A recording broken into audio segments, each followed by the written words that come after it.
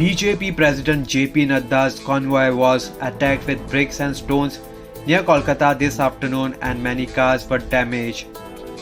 BJP leaders were also injured in the attack, the party alleged, accusing the Mamata Banerjee government of a serious lapse in security.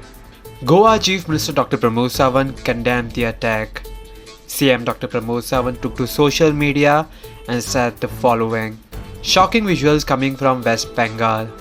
The convoy of BJP National President Shri JP Nadda ji has been attacked by the goons of Trinamool Congress. There is no place for violence in a democracy. Strongly condemn the attack. Hashtag Mamata kills democracy. CM Dr. Pramod Sawant posted.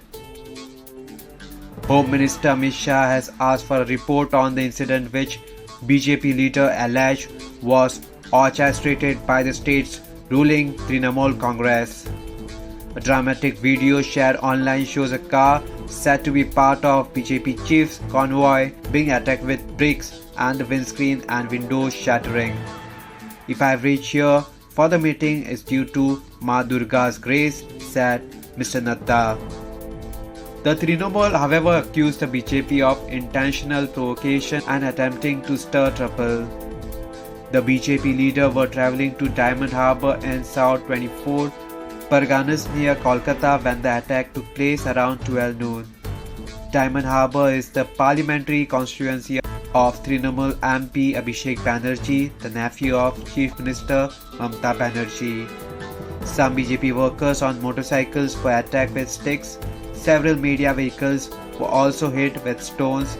Reports suggest the attack was a result of a BJP convoy passing an area at the same time as a Trinamool rally.